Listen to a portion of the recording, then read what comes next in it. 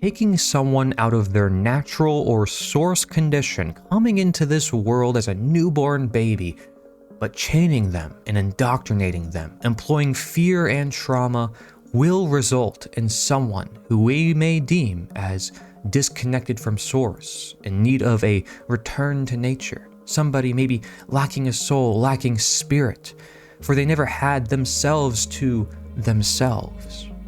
To reiterate, an individual becomes a slave mentally or physically. Either they are convinced to be a slave mentally, or they are violently complied into being a slave physically. And of course, the one contributes to the other, but mentally, this is the key. This is why the abolitionists were educating the slaves, empowering them, inspiring them, saying, you're more than this condition, which you were just presumed and born into. No, you're much more than that. People have historically become slaves as the result of government wars or government jailing systems, and the children of slaves become automatic slaves. In other words, physical slavery through captivity instills mental slavery dependent upon the captive's mental fortitude. That then continues the physical slavery. As I mentioned, these two give way to one another, so when we have this system of jails, of birth certificates nowadays, of schooling systems, where the student is taught to obey their teacher, and not necessarily taught how to think for themselves, as many people will notice that we're under a Prussian model of schooling.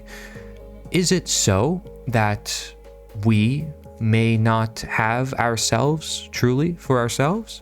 That our mind is not truly thinking as our own?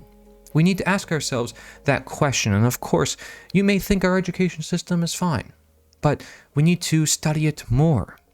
Let's hear from Etienne de la Boétie, a philosopher who says, let us imagine some newborn individuals, neither acquainted with slavery nor desirous of liberty, ignorant indeed of the very words. If they were permitted to choose between being slaves and free men, to which would they give their vote? There can be no doubt that they would much prefer to be guided by reason itself than to be ordered about by the whims of a single man. All men, as long as they remain men, before letting themselves become enslaved, must either be driven by force or led into it by deception.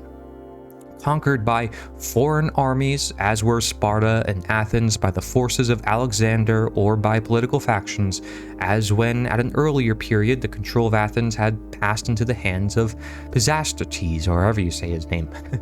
When they lose their liberty through deceit, however, they are not so often betrayed by others as misled by themselves.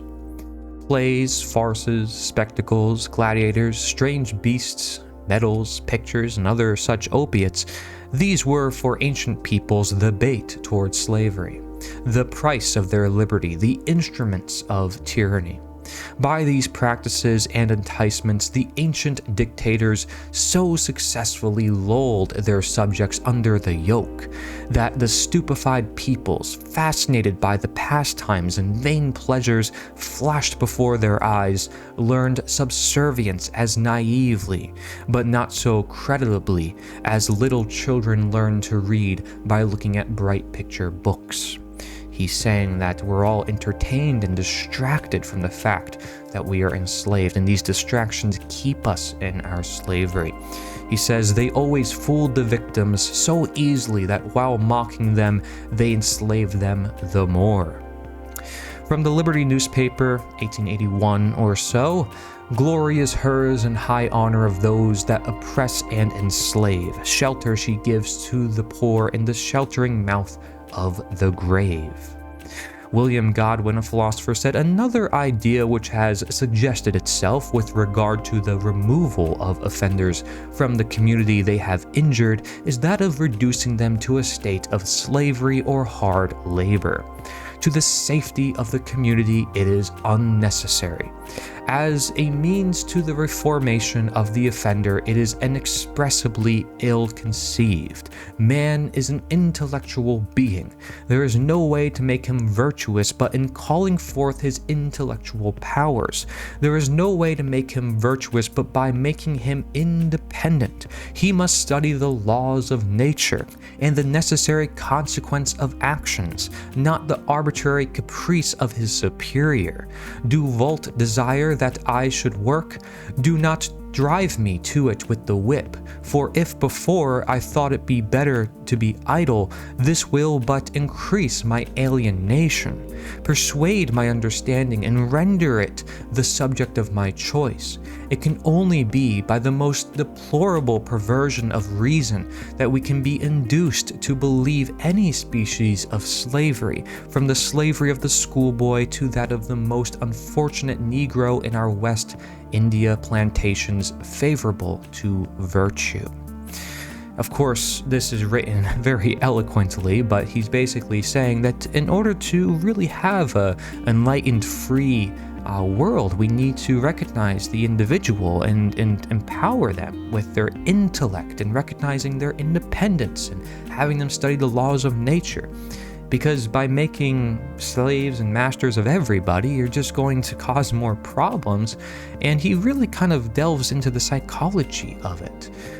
Because he shows you that when somebody's given the choice and they're voluntarily living for what they want to live for, and they're taught, who they are as themselves, that is a very amazing thing. Because now you have innovation, you have creativity, you have that expression of an individual who's not just a robot following orders, but somebody who can potentially create the world's next great invention, right? And so let's not reduce ourselves to that state of slavery or hard labor, right? To the safety of the community, to the collective, to the greater good. These are just excuses. Let's empower everybody to live the life that they want to live. And if they truly desire something, they can show others by example. They can educate others. They don't have to use violence and make other people comply to their will in order to get it done, right? This is how we understand how people become a slave and how they can escape their slavery. So think about today. Can we escape this condition? And is it really so natural? Is it so necessary that we are in the condition of tyranny or slavery? I would argue it absolutely is not.